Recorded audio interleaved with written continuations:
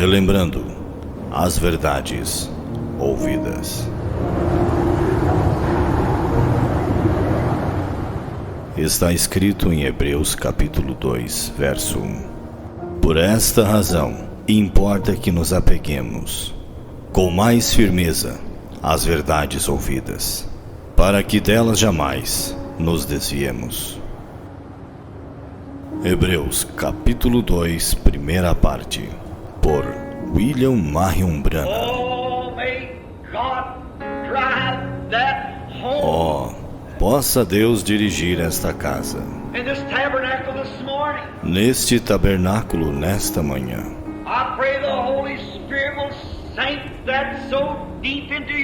Eu oro para que o Espírito Santo grave isto profundamente em nossos corações.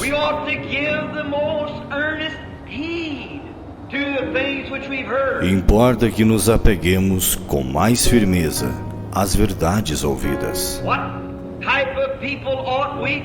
Que tipo de pessoas devemos ser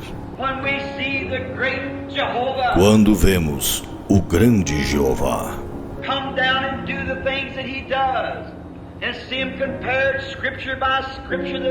descer e fazer as coisas que ele faz e vê-las comparadas, escrituras por escrituras, que elas são a verdade?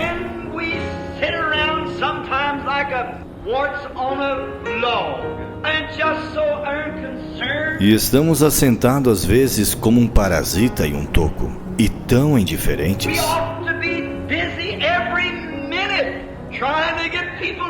Devemos estar ocupados a cada minuto, tentando levar pessoas a Cristo. Devemos ser rochas vivas.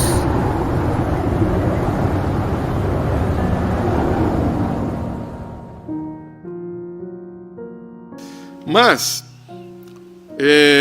deixa eu continuar lendo aqui. Então, outro homem, que era um bom homem de honra, muito qualificado para o cargo, e teria dado um homem leal, como um irmão o sugeriu. Então, depois de investigar o caso, que o irmão tinha recentemente entrado nesta fé, sua esposa não crê nela. Então, isto desqualificou o homem para o ofício. O que foi que desqualificou ele para o ofício? A mulher dele não tinha a mesma fé que ele tinha. Olha só, um homem muito qualificado para o cargo e teria dado um homem leal, como um irmão sugeriu. Então, depois de investigar o caso, que o irmão tinha recentemente entrado nesta fé, sua esposa não crê nela. Então, isto desqualificou o homem para o ofício, porque ele deve ter toda a sua família em sujeição. Eles também devem estar na fé, porque seria um conflito. Seria um conflito. Seria um conflito. Então, você vê um diácono que a esposa não está na mesma fé que ele, a família não está. Ele disse, ele não tem qualificação. Ele pode ter outras qualificações. Então, ele disse, e nós estamos edificando agora e desejamos posicionar esta igreja. E como o supervisor geral da igreja, devo cuidar para que seja mantido biblicamente tudo exatamente na palavra. Vocês estão vendo, irmãos? Tudo exatamente na palavra. Sempre tenho batido nessa tecla. Então, eu estava pensando, um pastor pode ser desqualificado, ele pode ser desqualificado. Como disse o profeta, não é o que começa, é o que termina. E a igreja deve olhar, irmãos, para certas qualificações. Certas qualificações que a Bíblia coloca, que a palavra coloca, né? E eu estava pensando nisso vindo, né? Carro e pensando que assim, que às vezes a igreja, como nós falamos esses dias aqui, o povo, às vezes eles estão tomados por uma persuasão, tomado por palavras intelectuais, tomado, né, por intelecto, e às vezes fica aquele apego, né, aquele afeto, que não vigia estas coisas, que tem que ser vigiada, porque, como disse o profeta aqui, não tente pregar para ele se você não é chamado para ser um pregador. Você vai misturar tudo, de qualquer modo, e desordenará, e você deixará as pessoas confusas. E você não saberá. Você arruinará a eles e a você também. Apenas vivam, irmão.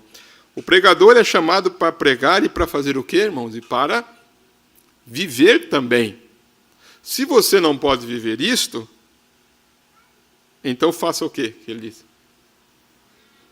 Se você não pode viver, faça o quê? Então pare de pregar. E agora? Mas você está suposto a viver seus sermões, correto? Então, ele disse, havia vozes. Como precisamos, em Jeffersonville, de milhares de vozes, o quê? De vozes vividas. O trovão de Deus ecoando em doçura e santidade, pureza, vidas honradas, andando ao redor da terra hoje sem uma culpa. Sim, Senhor. Verdadeiros cristãos, este é o trovão contra o inimigo. O diabo não se importa com a altura que você possa gritar. O diabo não se importa com o tanto que você possa pular. O tanto que você possa fazer isto ou gritar. Mas o que fere o diabo é ver aquela vida santificada. Santa e consagrada a Deus. Diga qualquer coisa para ele. Chame-o de qualquer coisa. Seguirá em frente tão dócil o quanto possa ser. Que coisa. Isso lança para longe. Isso o lança para longe. Este é o trovão que estremece o diabo. Exatamente. Bem, você diz, se ele pudesse pregar como um Billy Graham, ou um Oral Roberts, ou alguém, um grande orador influente, ele seria, não. Às vezes o diabo simplesmente ri daquilo. O diabo ri daquilo. Ele não presta nenhuma atenção àquilo. Você obtém toda a teologia. Só teologia. Toda a teologia que você queira e todos os treinamentos de seminários, e o diabo apenas se assenta ali atrás e ri daquilo. Mas quando ele vê aquela vida, veja aqueles discípulos ali embaixo, daquela criança demente naquele dia com epilepsia, dizendo, saia dele, diabo, saia dele, diabo, saia dele, diabo. O diabo assentou ali, dizia, agora, não estão vocês ficando com vergonha de si mesmos?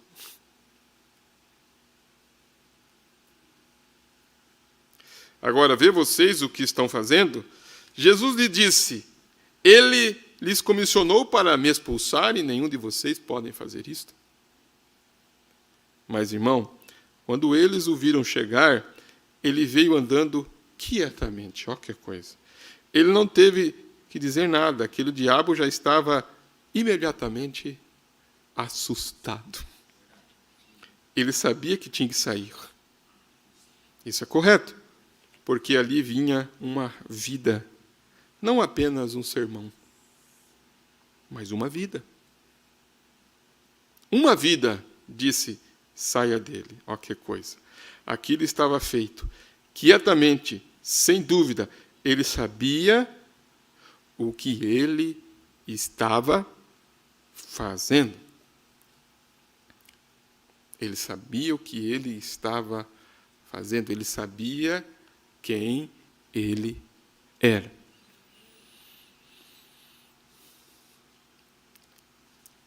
Agora, falando sobre isso, né, nesta noite, meditando sobre isso, coisas que a gente fica durante o dia meditando e pensando na nossa vida, pensando na hora que nós estamos vivendo, pensando no nosso chamado, pensando no motivo, no objetivo dos cultos, o que isso está nos edificando. Irmãos, quando os cultos, as palavras, em vez de confundir, em vez de trazer confusão, como disse o profeta, em vez de trazer, né, confusão, enfraquecer, a palavra de Deus, disse Paulo, que Deus não é Deus de confusão, mas ele é um Deus de paz. Ele é um Deus de paz. A palavra de Deus veio para trazer libertação. Irmãos, ele veio para libertar. Os fariseus, os saduceus, eles só chamavam Jesus de Beelzebu porque eles viam que o que estava acontecendo era algo divino e que eles não podiam fazer igual. Então, eles tinham que colocar alguma coisa para dar resposta à pressão das pessoas que perguntavam. Então, eles diziam, é Beelzebu, mas eles não iam examinar aquilo. Eles eram incrédulos, eles eram religiosos, eles eram aproveitadores. Mas Jesus, irmãos, Jesus, quando chegava ao eleito, como ele chegou à samaritana, como ele chegou a Natanael, como ele chegou, né? Como ele chegou a Zaqueu, como ele chegou aos discípulos, onde ele chegava na semente eleita, aquilo, como disse o profeta, aquilo era uma luz na semente. A semente nascia e produzia o que tinha que produzir. Não trazia dúvida, trazia esclarecimento, trazia posicionamento, trazia firmeza, trazia fé perfeita. Trazia fé perfeita. Agora, o que eu quero falar um pouquinho, baseado naquilo que nós ouvimos domingo, se vocês ouvirem o culto domingo, vocês vão chegar a isto, algo que nós estávamos falando sobre Maria, e me chamou a atenção, né, na mensagem, a palavra falada da semente original, quando nós estávamos falando sobre como que o diabo trabalha na mente, né? E aí, quando Maria disse, né? Quando Maria disse assim, né? Nós lemos essa escritura, o Espírito Santo te cobrirá. É a palavra de Deus. E ela disse, seja feito comigo segundo a tua vontade. Ali trouxe a vida. Ali trouxe a vida. Aí está você. Agora olha isso aqui. Porque eu quero falar um pouquinho sobre isso aqui, ó. Bem, você sabe o que Satanás disse? Satanás disse, todos eles vão rir de você. Aquela pequena garota de face corada não prestou nenhuma atenção naquilo. Diretamente para a Judéia ela foi, você sabe, eu vou ter um bebê. Antes dela sentir qualquer coisa, porque a palavra já estava estabelecida ali. Aquilo era tudo. Ela não teve que entrar na fila de oração segunda vez. Sim, Senhor. Ela creu naquilo. Ela não tinha nenhum sinal de vida. Ela não tinha nenhum sinal de gravidez, de modo algum. Ela não tinha sentido nada. Tudo estava exatamente como era, mas ela saiu dizendo a todos, eu vou ter um bebê. Por quê? Deus disse assim, o que é isto? O que isto é, irmãos? Aí o profeta disse, a semente real de Abraão. A semente real de Abraão. Agora vocês vão ver por que lemos lá em Gênesis. Abraão, você vai ter um bebê. Através daquela mulher, assim disse Deus. Bem, você me disse que isto foi há 25 anos atrás. Eu sei, mas assim disse Deus. É isto, aí está você. Esta é a mesma coisa. O que você diz hoje?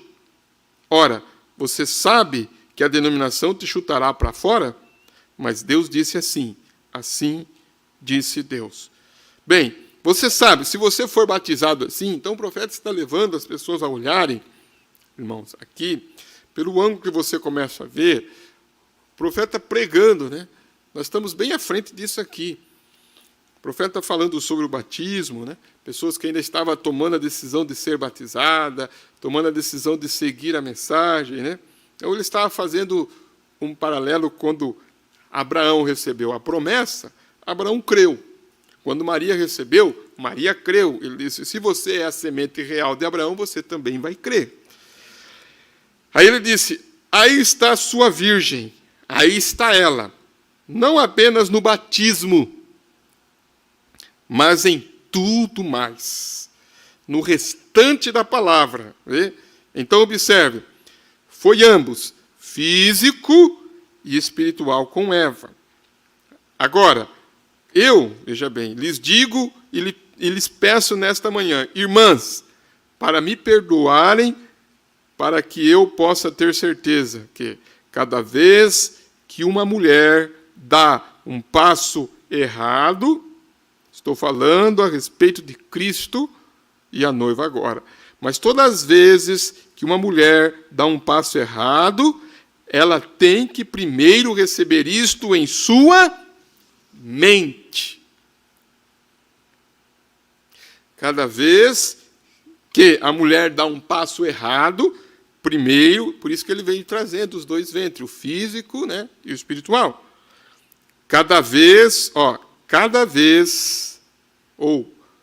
Todas as vezes que uma mulher dá um passo errado, ela tem que primeiro receber isto em sua mente. Isto é correto. Algum trapaceiro tem que persuadi-la. Vocês estão entendendo agora por que falamos nisso, né? Algum trapaceiro tem que persuadi-la. E ela ouvirá aquilo contra seu próprio melhor julgamento. Então, o ato é cometido. Então, primeiro, Satanás atingiu a mente de Eva. E no ventre de sua mente, ela duvidou da palavra de Deus, então veio o ato real. Como que o diabo está trabalhando nisto, né? A única maneira pela qual alguma vez podemos nascer novamente é primeiro recebendo a palavra no ventre da mente. Então, o Espírito vem em cima daquilo e traz aquilo. Aí está você. É aquilo que faz isto. Este é o verdadeiro ensinamento do Evangelho, irmão. Eu creio que se São Paulo estivesse aqui de pé hoje, ele ensinaria a mesma coisa. Amém. Nesta hora, correto? Vocês entenderam? Ele disse, qual que é o ensinamento, o verdadeiro ensinamento do Evangelho? Quais foram os resultados disso? Morte física e morte o quê? Espiritual. Estava lendo hoje aqui, deixa eu ver se eu acho aqui para vocês. O profeta falou algo aqui que eu quero deixar essa porçãozinha aqui e que todos possam observar. Ele fala algo aqui na oração, ele fala assim, ó, Pai Celestial, esta pode ser a última noite para nós, ou para muitos de nós aqui. Essa pode ser a última noite. Me recordo que faz umas poucas noites, em Los Angeles, uma anciã de 70 anos de idade estava sentada no culto. Ela levantou, foi para o altar e deu sua vida para Cristo. Uma anciã de quantos anos, irmão? De 70 anos de idade. Se levantou, foi para o altar e deu sua vida a Cristo. Naquela mesma noite, ela morreu no seu quarto. Naquela mesma noite. Aí o profeta disse, a graça de Deus, nessa última hora, depois de haver vivido todos estes anos sem conhecê-lo, ele a chamou na última hora. Sublime graça. Sublime graça. Amém? Sublime graça. Veja como que, irmãos, como que o diabo trabalha na mente das pessoas. Então, para ela aceitar a Cristo, Deus teve que trabalhar na mente dela. Ela foi para o altar e foi salva, e na mesma noite ela partiu. Aí o profeta disse, a graça de Deus, nessa última hora, depois de haver vivido todos estes anos sem conhecê-lo, ele a chamou na última hora. Aí o profeta fala, sublime graça. Só que aí, eu estava lendo aqui, em outra mensagem, deixa eu ver se eu vou encontrar aqui para vocês aqui, eu tenho tanta mensagem aqui, mas eu estava lendo aqui, hoje, ali no escritório, o profeta falando de uma jovem. Eu devia ter anotado, mas a gente pensa que tem a mente muito boa de gravar. E às vezes eu leio na meditação e me perco. Mas o profeta dizendo assim, sabe, eu vou achar aqui, espera um pouquinho aí. O profeta dizendo assim, aqui, ó. Olha o paralelo disso aqui. Essa irmã de 70 anos. 70 anos de idade. Tenha em mente, né, na sua mente, a meditação de como que o diabo trabalha. Aí o profeta estava pregando aqui na mensagem, se vocês querem deixar anotado aí, para depois, se precisar, na mensagem Jeová proverá, parte 3. Está em espanhol, pregado em 7 de julho de 1962, parágrafo 183. O profeta disse, para onde a árvore se inclina, para esse lado ela cai. Para onde a árvore se inclina, para esse lado ela cai. Lembra que nós pregamos sobre inclinação, né? A Escritura disse, não se incline em direção ao mal. Você pode fazer bem, você pode fazê-lo bem nesta noite. Recorde, enquanto há uma eternidade que nunca teve princípio e nunca terá fim, a menos que você venha a ser parte dela, você sofrerá, veja bem, e você sofrerá ou você viverá no gozo. Então ele disse, ou você vai sofrer ou você vai viver em alegria, em gozo. Como sabe você se você não vai morrer antes que você chegue na sua casa? Como que você sabe que você não vai morrer? Que você pode morrer antes que você chegue em casa? Tantos avisos, tantas advertências. Nós tivemos irmãos, agora, há um mês atrás, a morte da esposa do irmão Roberto, a irmã... A irmã Priscila. Só para que vocês vejam. Fez no dia 8 desse mês, um mês. Aí, no dia que fez um mês, morreu a irmã Vilma Bolfin, ali de Toledo. Essas irmãs são conhecidas nossas porque nós moramos em Toledo, né? Então conhecemos essas famílias. Essa irmã, Vilma Bolfin, esteve no velório da irmã Priscila. Deu 30 dias, ela morreu. Foi o velório dela. Na mesma data que morreu a irmã Priscila, ela morreu. Na mesma data. E foi sepultada. Ali 30 dias. Aí o profeta, aí você vê, o profeta perguntando assim, né? Como você sabe se você não vai morrer antes de chegar na sua casa? Como que você sabe que daqui a 30 dias não é o seu sepultamento?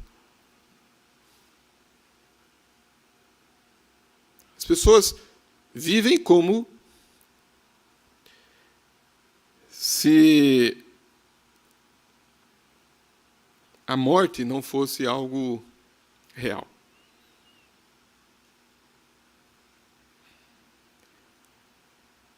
Aí o profeta disse, acabo de receber uma notícia, faz uns momentos, olha o que ele vai dizer, acabo de receber uma notícia, faz um momento, que uma jovenzinha, lá onde eu vivo,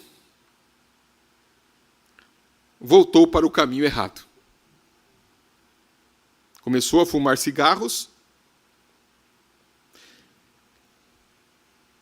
e, ele disse, e se havia sido falado para ela a respeito disso, mas ela não escutou. Uma jovenzinha de 16 anos de idade, acabou de terminar a escola, e foi dito, irmãos, várias vezes que ela se comportasse corretamente, mas ela começou a juntar-se com más companhias, igual a todos os jovens, como todos os jovenzinhos fazem. Então o diabo tem que trabalhar na mente, não é, irmãos? Na mente. Ele disse, essa de 70 anos, o profeta disse, ela foi no culto, não conhecia Jesus, com 70 anos de idade foi no culto, ouviu a palavra, veio para o altar, aceitou Jesus, foi para casa, morreu aonde? Lá no seu quarto. Essa jovenzinha foi falado para ela, não se envolva com más companhias, foi aconselhado, ele disse, mas ela foi para o caminho errado. Ele disse, acabo de receber uma notícia, faz um momento que uma jovenzinha, lá onde eu vivo, foi para o caminho errado.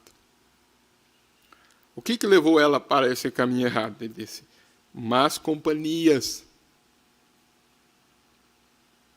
Más companhias. Faz pouco, um homem de cor de Shreveport se parou e disse, não há tal coisa como Deus. E continuava blasfemando e disse, Eles não são mais do que um bando de aleluias. Um raio matou ele. Um raio matou ele. Levaram ele para o cemitério e quando estava enterrando ele, parou uma nuvem em cima do caixão dele. E da nuvem saiu um raio, caiu sobre o caixão e tirou o corpo dele fora do caixão.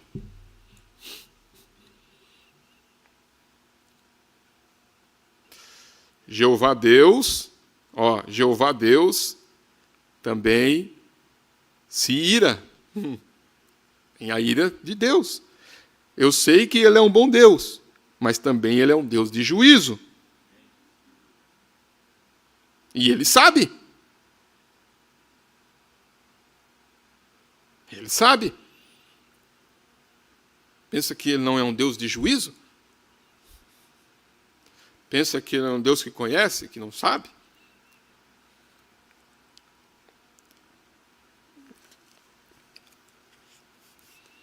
Então, como que o diabo trabalha? Vamos continuar aqui. Aí o profeta está dizendo, antes de você dar um passo errado, ele vem na mente, ele começa na mente, vem algum trapaceiro que tem que persuadir aqui, ela ouvirá aquilo, contra o seu próprio melhor julgamento. Então, o ato é cometido. Assim também é com Deus. A única maneira pela qual alguma vez podemos nascer de novo é primeiro receber a palavra no ventre da nossa mente. Este é o verdadeiro ensinamento do Evangelho. Amém? Aí ele disse, quais foram os resultados de quando Eva aceitou na mente dela a persuasão do diabo? Disse, foi morte física e espiritual. O que acontece com aqueles que aceitam outra palavra? Entram nesta brincadeira hoje que eles têm. Ambas, morte física e espiritual. Ambos, corpo e espírito serão aniquilados. Não existirão mais. Isto é exatamente o correto. Observe, o ventre de Maria, veja bem, o ventre de Maria, a mente física, era um ventre virgem. Por quê? Por que era virgem? Porque ela cria na palavra de Deus. Não importa o quanto as pessoas criticavam, quantas coisas as pessoas diziam, aquilo não tinha nada a ver com isto. Não importava, ela cria na palavra de Deus. Eu gostaria de levar isto até o fim. Está você compreendendo isto? Vê? Primeiro foi sua mente, antes mesmo de acontecer literalmente em seu ventre. O ato tinha que acontecer aqui primeiro para deixar o Espírito Santo entrar, para fazer o resto da obra.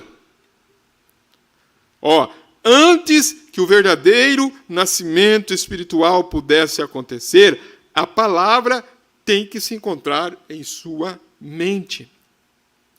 Crer nela, como diz essa escritura, aquele que ouve a minha palavra e crê naquele que me enviou, tem vida eterna e não passará pelo julgamento, mas, ou através do período da tribulação, mas tem passado da morte para a vida. É isto. Que coisa. Agora observe. Ventre virgem, sua mente. Mente virgem para crer na palavra de Deus. Você diz. Agora veja aqui. Irmão Brana, isso não pode ter sido desta maneira. É impossível. João Wesley teria visto isto. Fulano de tal teria visto isto. Claro, o diabo pode ter dito a mesma coisa a Maria. Quem é você? Ora, você é a mais pobre da cidade. Você não é nada a não ser uma criança, 16 anos de idade, 18, aqui embaixo tirando água dessa bomba. O pai morto, sua mãe uma velha mulher cega ali embaixo. Agora, como o mundo alguma vez, como Ana era sua mãe, né, nos foi dito, como no mundo você alguma vez fará isto? Ouça, disse Maria, né? Maria dizendo, minha velha mãe é uma mulher cega, mas ela é uma mulher pia. Através de seus lábios ela plantou uma semente em meu coração. Eu li isto na palavra de Deus, pois Deus disse em Isaías 9:6, uma virgem conceberá. Aleluia. Pode você ver a palavra tomar a carne? Aí o profeta vai dizer, você pode ver a palavra tomar a carne ali? Deus terá uma igreja. Ela nascerá da palavra de Deus, porque ela é a palavra viva de Deus. Você pode ver isto? Naquele momento, a palavra tomou a carne. A palavra tomou a carne naquele momento e a palavra se manifestou ali. Quem era aquela virgem de Isaías 9:6?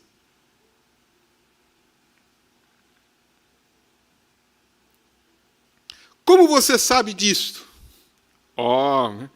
Você sabe de que você será chamada, de agora em diante, você será chamada, não importa de que serei chamada. Isso não tem nada a ver com isto. Cumpra-se em mim, segundo a palavra do Senhor. Poderia todos dizer isto hoje? Poderia? Se as pessoas realmente pudessem de coração, todos nós pudéssemos dizer isto, seja feito a mim de acordo com tua palavra, Senhor. Realmente significa isto? Um ou dois, ou em alguma parte ali fora, isto apanhará algum predestinado que realmente se propõe a isto. E, irmão, você verá faísca voando, então. Está correto? Quando você realmente tem aquilo ali para encontrar com o que está vindo, quando aquela irrigação começar a cair sobre aquela palavra, sim, Senhor. Agora, o que foi isto? A mente virgem, o ventre, veja bem, um ventre virgem para o bebê. Quais foram os resultados? Vida eterna. Qual é os resultados? Qual é os resultados? Qual é os resultados? Se considerarmos, por exemplo, eu estava falando isso, os irmãos de Assis estão acompanhando, quando o profeta fala na mensagem considerando nossos caminhos,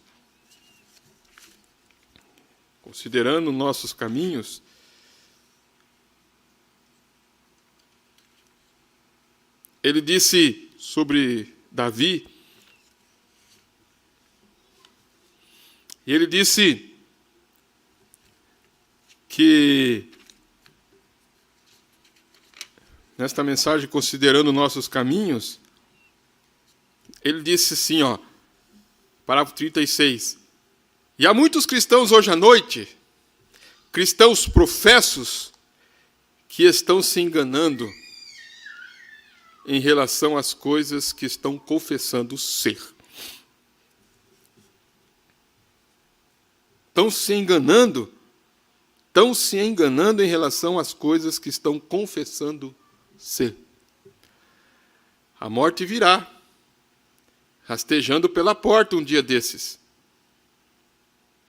Você irá considerar seus caminhos, então, como Jacó considerou seus caminhos. Ele permaneceu do outro lado do ribeiro e orou durante toda a noite. Se os cristãos considerassem seus caminhos e se dirigissem à oração, e ao arrependimento, seria diferente. O mundo seria diferente. A igreja seria diferente. O povo seria diferente.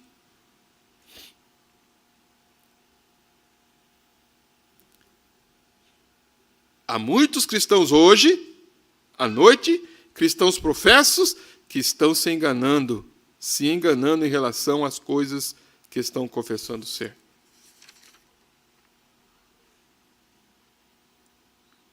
Irmão, irmã, nesta noite é hora do galo cantar para muitos de nós, para nos fazer acordar e considerar os nossos caminhos.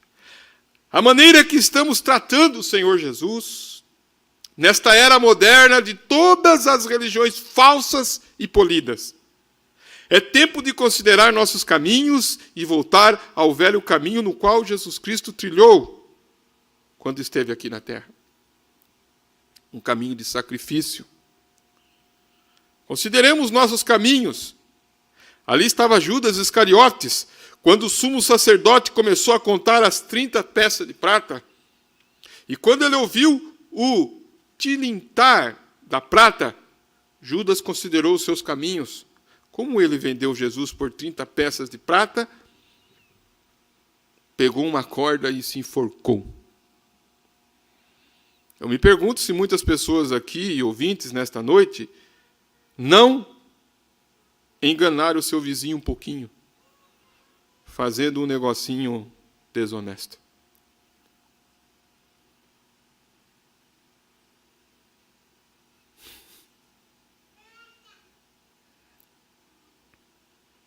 Eu oro para que, se este for o caso,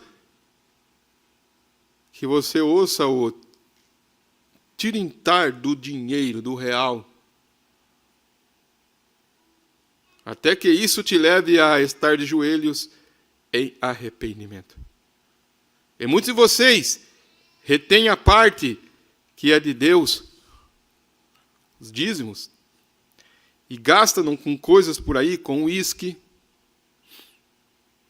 com cigarro, tabaco, gasolina para andar por aí. Que coisa, né?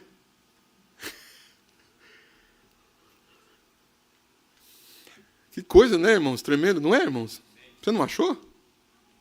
Você não está considerando? Gastam com coisas por aí, com uísque, tabaco, cigarro, gasolina para andar por aí, quando isso pertence à casa do Senhor.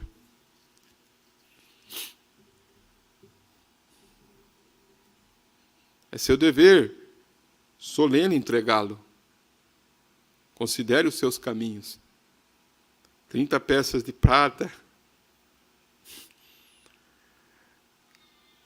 Judas vendeu Jesus por 30 peças de prata. Qual é a sua 30 peças de prata? A sua.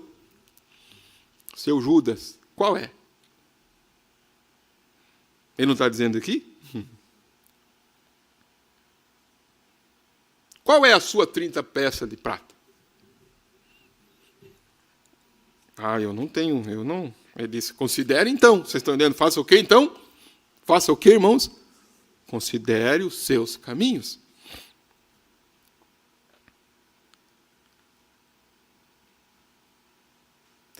Agora, irmãos, muitos de vocês retêm a parte que é de Deus. Gastam-na com coisas por aí. Aquela parte que é de Deus. Com uísque, tabaco, cigarro, gasolina para andar por aí.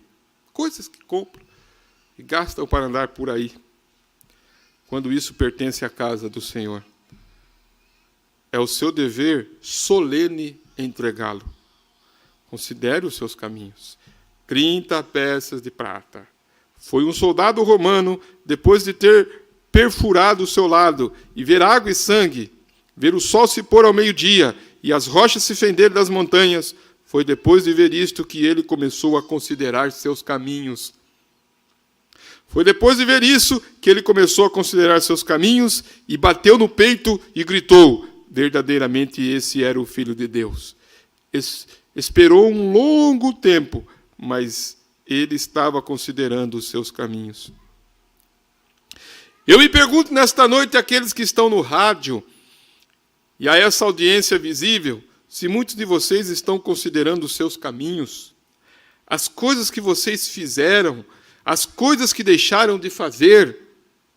É tão significativo deixar de fazer algo como fazer algo que é errado.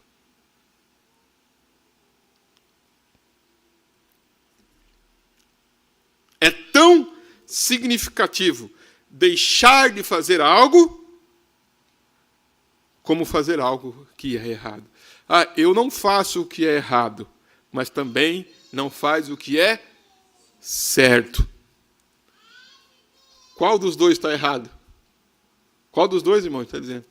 Os dois é significativo. Ele disse, porque aquele que sabe fazer o bem e não faz, comete pecado. Se você está considerando os seus caminhos, há uma coisa de que estou certo que posso apresentar a você. Como disse o poeta, há uma fonte cheia de sangue que jorra das veias de Emanuel, onde pecadores mergulham sobre a torrente. Perde toda a mancha de culpa. Aquele ladrão moribundo regozijou-se ao ver aquela fonte em seu dia. Possa eu, tão vil como ele, lavar todos os meus pecados. A antiga canção do Exército da Salvação que eles costumavam cantar. Igreja, qual é os resultados? Talvez no próximo culto eu quero entrar em Gênesis. Vocês vão ver o resultado daquele pacto. O resultado daquela aliança que foi feita com Abraão.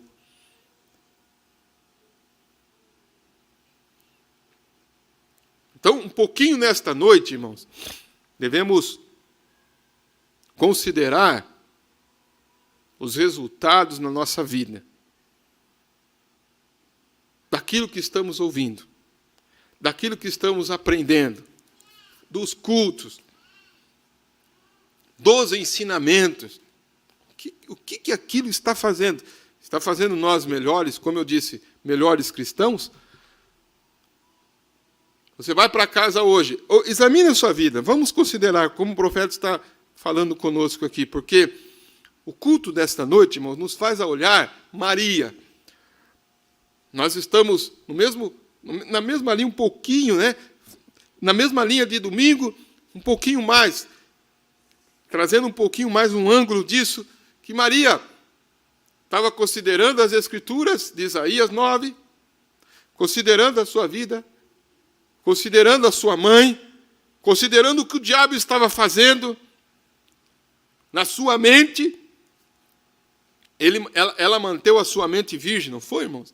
Ela manteve a sua mente virgem, crendo na palavra, não tirando e não acrescentando, mas dizendo assim, seja feito o quê? A tua vontade. Ele disse, qual foi o resultado daquilo?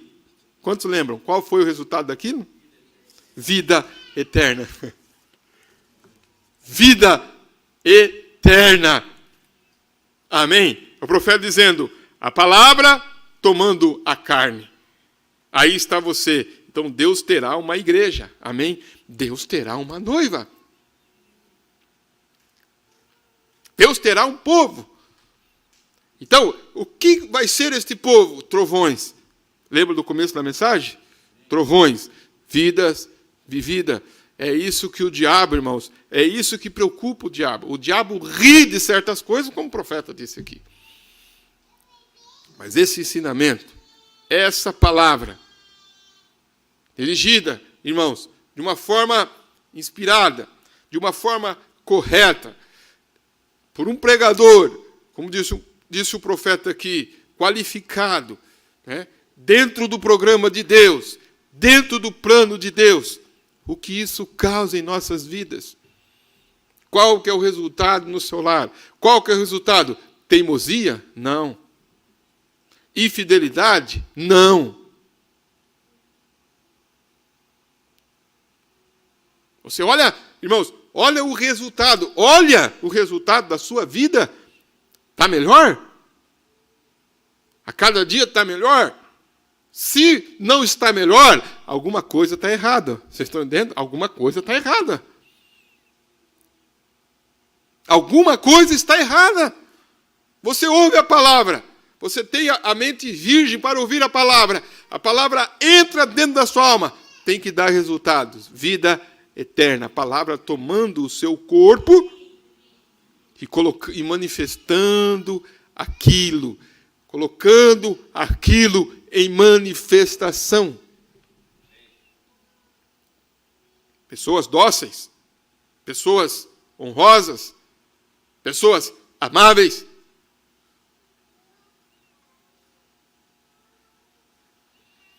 Agora, na mensagem A União Invisível da Noiva, eu quero que vocês vejam isso aqui, ó. Na mensagem União Invisível da Noiva, o profeta fala assim, ó. Irmãos, prestem bem atenção nisso. Eu vou ler aqui Apocalipse, depois eu vou ler a mensagem União. Mas olha, essas coisinhas, irmãos, que Apocalipse capítulo 4, segunda parte, Apocalipse capítulo 4, segunda parte, o profeta fala aqui, ó, presta bem atenção nestas coisinhas. Ele fala assim, ó, agora, no parágrafo 266, ele fala, agora, se você está desenhando isso, eu quero que você anote agora, que existem 5 portões que vão na carne. 5 portões que vão na carne, quantos sabem quais são esses 5 portões? Vocês sabem, decore isso, né? São visão, paladar, tato, olfato e audição. É correto isso, irmãos? Tá. Essa é a carne, os 5 sentidos, né? Átrios exteriores. Estas são as coisas das quais vocês não podem depender, porque são da carne. O átrio interior, ó, nós temos os átrios interiores que são próximos ao altar. O próximo, né, altar, né, é o próximo altar, e o próximo altar chega. Então, ele disse, temos a consciência, a imaginação, memória, né? 5 sentidos do espírito, certo? Estes são os 5 sentidos que controla os átrios interiores. Está falando do nosso corpo, do nosso espírito e da nossa alma. Está comparando o nosso corpo, o nosso espírito e a nossa alma como um tabernáculo. Por isso que ele está dizendo os átrios exteriores e o átrio interior. Aí ele vai dizer, esta é a alma. Então, ele está falando aqui, né? A alma, sentidos de afeições, esta é a alma, amor e assim sucessivamente. Então, o próximo, neste sensor aqui, seria também a memória, a consciência, a misericórdia. Então, ele está aqui pregando, irmãos, e falando, colocando, né? O corpo, o espírito e a alma. Então, ele vai dizer assim, ó, você se assenta e imagina coisas. O que você faz com isto? Você não faz isto com sua carne. Seus sentidos, veja bem, seus sentidos não imaginam. É o átrio interior dentro de você. 3 portões. O que estamos fazendo? Estamos penetrando agora. Não percam isto. Vindo da carne, os 5 sentidos, o seguinte, a alma, os átrios interiores, mas agora você entra no coração. Agora, aí é onde você, bom peregrino da santidade, metodista, olha onde que eu vou chegar aqui. Permanece no altar lá fora. Vocês estão nos átrios. Vocês luteranos e demais, né, na carne. De volta aos 5 sentidos. O que o olho pode ver e tudo. Aqui vem o peregrino da santidade, essas denominações, igrejas, né, que era simplesmente o metodista liberal. Vem ao próximo átrio e crê na santidade, porque foi chamado para o lugar santo, onde o sacrifício era colocado. Mas uma vez por ano, o sumo sacerdote entrava no Santo dos Santos, que era proibido. Ali estava a era luterana, depois a era metodista, então esta era, as luzes da igreja se aproximando, que é como no sistema do ser humano. Então ele está comparando as eras da igreja, né? Está comparando tudo aqui, fazendo um paralelo. Talvez seja difícil para você entender, mas é bom que aí você vai ler ou vai ficar, né? Mas, para não te deixar confundido, o profeta está comparando o corpo, o espírito e a alma como o tabernáculo. Vocês entenderam isso? Entenderam? O átrio, né? O lugar santo e o lugar santíssimo. O átrio, a carne, o lugar santo, né? Que chama o lugar santo, o espírito, e o santíssimo, a nossa alma. Certo? Ele está comparando isso. E com isso ele está falando sobre as eras da igreja. Sobre as metodistas, batistas, pentecostais, né? Tudo. Tá. Mas eu quero que vocês vejam algo aqui. O que ele vai dizer aqui? Eu quero pegar um pontinho aqui. Aí ele vai dizer agora aqui, ó, no parágrafo 273. Tá. Deixa eu só entender aqui para que vocês não percam. No 272, que ele quer. Como entramos nisto? Ó, como entramos, agora recorde. Ali havia um véu. Um véu que estava pendurado entre o santo e o santo dos santos. No santo dos santos é onde Cristo vem e se assenta no trono do seu coração. Cristo é entronizado ali. Ele vem através de justificação, santificação, né? Água, através de uma igreja, através de um credo, não. Através de um espírito. Daqui somos batizados em um só corpo, qual é o corpo de Cristo. Através do quê? Do Espírito Santo. Ele diz, não de uma igreja, de um credo. Quem entra, metodista, batista, presbiteriano, pentecostais, seja quem desejar. Aquele véu. Você sabe que aquele véu é aquele véu de seu coração? Está você pronto? Aquele véu é chamado vontade própria. Você captou o quadro agora? Esse sentido aí fora, o sentido do corpo e o sentido para a alma, né? E o véu entre aquilo e o lugar santo. A única maneira pela qual você pode entrar ali é através da vontade própria. Pois todo aquele, o quê? Todo aquele que estreitar as mãos, todo aquele que for mingido, todo aquele que unir na igreja, todo aquele que levar sua carta, né? Quem fizer isso? Não. Quem quer que seja que entrar além do véu, deixe Cristo entrar nesses sentidos. Diga, bem, eu devo fazê-lo. Eu não quero ir para o inferno. Isto é uma coisa. Eu unirei a igreja. Tudo bem, luteranos? Bem, eu lhe direi uma coisa. Eu creio que devo viver uma vida diferente. O que eu puder, santificação no altar, correto? Metodista. Então, o profeta está sendo muito rápido aqui na linha de pensamento. Correto? Então, para quem desejar, deixe-o passar pelo véu rasgado. Ó, glória seja dada a Deus. Estou do outro lado. Aleluia, ao seu nome. Ó, que coisa. Para quem desejar, deixe-o rasgar as cortinas de sua própria vontade e deixar Deus entrar no seu coração. Lá está Cristo no seu tribunal, no coração humano. O que acontecerá? Só quero pegar um ponto. Eu li tudo isso aqui para que você possa entender. Quando Cristo entra lá no coração, ele tem que entrar da mesma forma que ele estava falando dos dois ventres, né? O ventre da mente, amém? E depois ele vai para o ventre espiritual, né? Ele vai para o ventre espiritual, depois vai para o ventre natural, como Maria. Então, a palavra, irmãos, vai se fazer carne. Nós vamos chegar num momento em que vocês vão ver para onde nós estamos indo. Para onde nós estamos indo? Para sermos trovões. Trovões é vida vivida.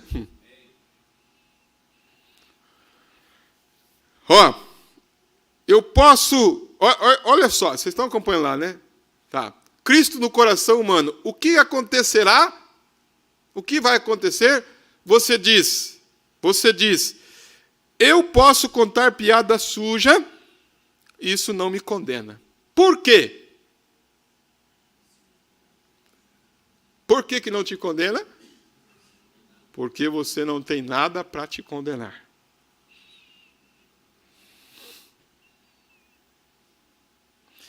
Ninguém está ali para tirar isto para fora. Não há ninguém ali para te condenar. Bem, eu vou te contar as mulheres dizem: eu posso usar cabelo curto. Isto não me condena. Não é de se admirar, vê? Não. Eu posso usar shorts. Eu posso fazer isto.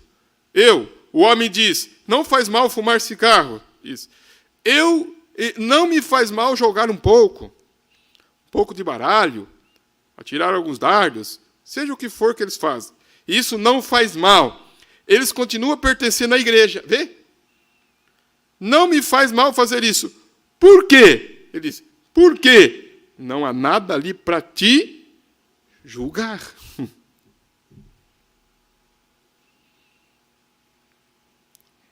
Não há nada ali. Então, quando você encontra pessoas, irmãos, e diz: não me condena isso. Não me condena. Por que não condena? Porque não tem nada ali para condenar. Mas quando Cristo entra, você criou um altar no seu coração, seus pecados são tirados diariamente. E o grande santo Paulo disse: morro diariamente. Embora eu viva, mas não mais vivo eu, mas Cristo vive em mim. Este é o véu interior.